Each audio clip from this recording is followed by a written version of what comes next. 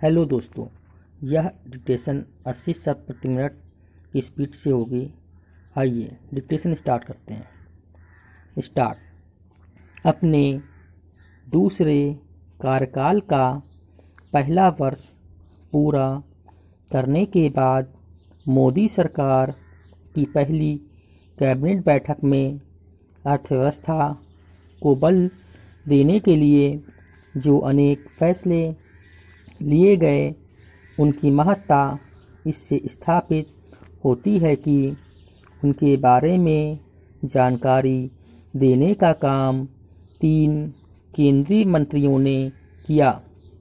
इस जानकारी के अनुसार एमएसएमई की परिभाषा को और संशोधित करने के साथ ही उद्योगों को वित्तीय संबल प्रदान करने के लिए कुछ और कदम उठाए जा रहे हैं।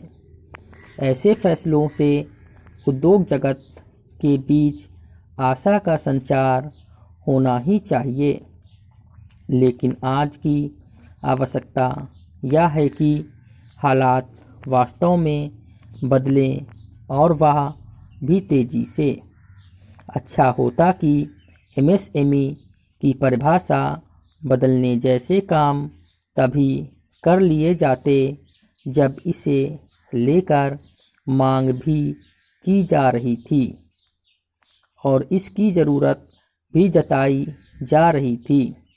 ज़रूरी नीतिगत फैसलों के लिए संकट की घड़ी का इंतज़ार करने का कोई मतलब नहीं। कोरोना संकट के बीच केंद्रीय सत्ता ने कई ऐसे फैसले लिए हैं जिनकी मांग एक अरसे की जा रही थी। कम से कम अब तो यह सुनिश्चित किया जाना चाहिए कि फैसले वक्त की ज़रूरत के हिसाब से लिया जाए और उन्हें बेवजह टाला ना जाए।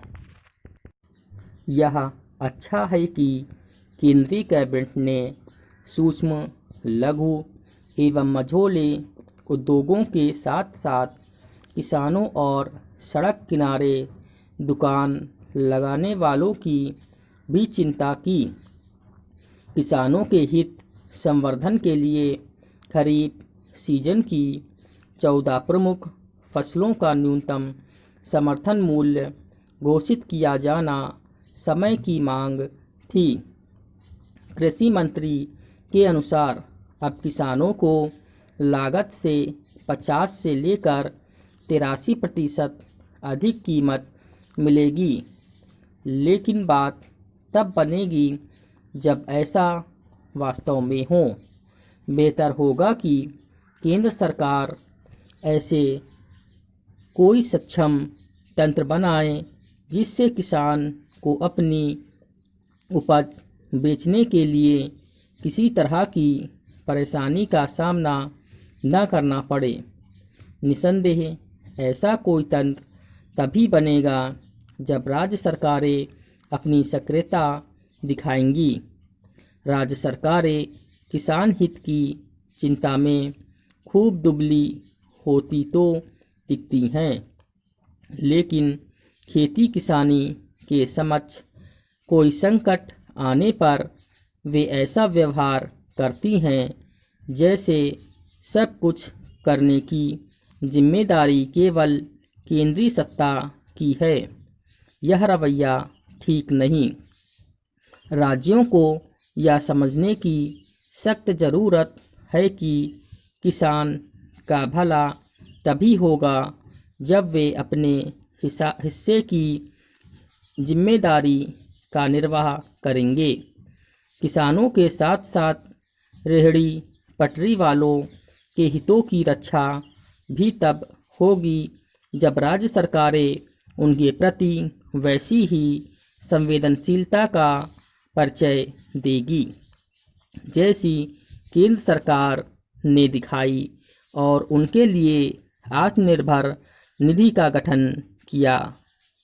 राज्य सरकारों को यह देखना ही चाहिए कि फुटपाथ दुकानदार इस निधि का लाभ उठाने में सफल रहें। दोस्तों, डिक्टेशन यदि अच्छी लगी तो इसे लाइक शेयर करना ना भूलें।